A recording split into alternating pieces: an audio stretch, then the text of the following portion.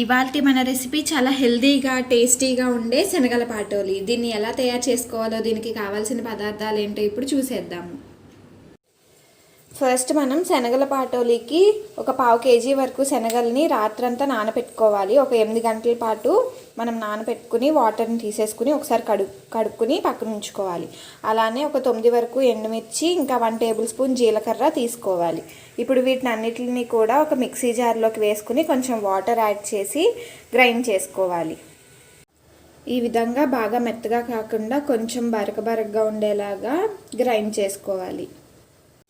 ఇప్పుడు స్టవ్ మీద కడాయి పెట్టుకుని ఫ్లేమ్ సిమ్లో ఉంచుకుని దీనిలోకి 1/2 కప్ వరకు ఆయిల్ వేసుకోవాలి. మనకి పాటోలీకి ఆయిల్ ఎక్కువ పడుతుందన్నమాట. ఇలా ఆయిల్ వేసుకున్నాక ఆయిల్ని వేడెక్కనివ్వాలి. ఆయిల్ వేడెక్కిన తర్వాత దీనిలోకి మనం పోపు వేసుకోవాలి. దానిలోకి ఫస్ట్ శనగపప్పు, తర్వాత మినప్పప్పు, ఆ తర్వాత ఆవాలు, జీలకర్ర వేసుకోవాలి.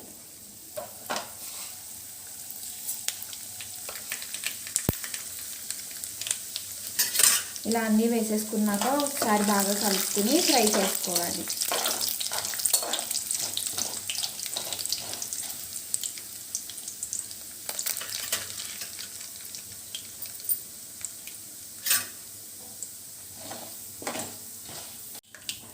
పోపు బాగా వేగిన తర్వాత దీనిలోకి సన్నగా కట్ చేసుకున్న అల్లం వేసుకోవాలి. నేను ఇక్కడ 1 ఇంచు వరకు అల్లం వేసుకున్నాను.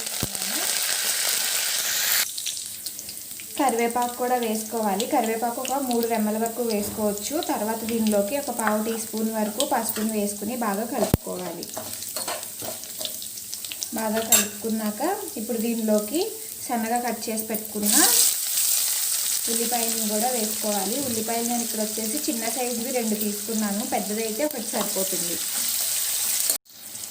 ఉల్లిపాయలు కొంచెం వేగిన తర్వాత దీనిలోకి ఇలా క్యూబ్స్లా కట్ చేసి పెట్టుకున్న బంగాళదుంపలు వేసుకోవాలి. ఇక్కడ నేను ఒక మీడియం సైజ్ బంగాళదుంప 1 తీసుకున్నాను. ఇక్కడ బంగాళదుంపలు కొంచెం మెత్తపడేంత వరకు వేయించుకోవాలి. బంగాళదుంప కొంచెం వేగిన తర్వాత దీనిలోకి మనం ముందుగా గ్రైండ్ చేసి పెట్టుకున్న శనగల్ని వేసేసుకోవాలి. ఈ శనగల పేస్ట్ వేసేసుకోవాలి. వేసుకున్నాక ఈ విధంగా మొత్తం బాగా కలిసేలాగా కలుపుకోవాలి. ఇప్పుడు దీనిలోకి టేస్ట్కి సరిపడా సాల్ట్ని కూడా వేసుకుని మొత్తం అంతా బాగా కలుపుకోవాలి.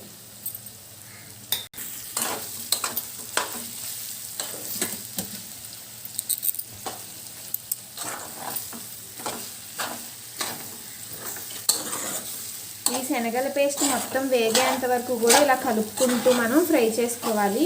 మధ్య మధ్యలో కలుపుకోకపోతే మనకి కింద అంటుకుపోతుంది, అడుగు అంటుకుపోతుంది. అందుకని మధ్యలో కలుపుకుంటూ ఫ్రై చేసుకోవాలి. ఈ విధంగా కలుపుకుంటూనే మనము ఒక 10 నిమిషాల పాటు వేయించుకోవాలి. ఇలా మనకి కొంచెం డార్క్ గోల్డెన్ బ్రౌన్లోకి వచ్చిన తర్వాత స్టవ్ ఆఫ్ చేసేసుకోవాలి. అంతేనండి, వేడివేడిగా టేస్టీగా మన శనగల పాటోలి రెడీ అయిపోయింది. మీరు కూడా ట్రై చేసి ఎలా వచ్చిందో కామెంట్స్లో తెలియచేయండి. అలానే మరిన్ని రెసిపీస్ కోసం నా ఛానల్ని సబ్స్క్రైబ్ చేయండి. అలానే పక్కనే ఉన్న బెల్ ఐకాన్ని క్లిక్ చేయండి.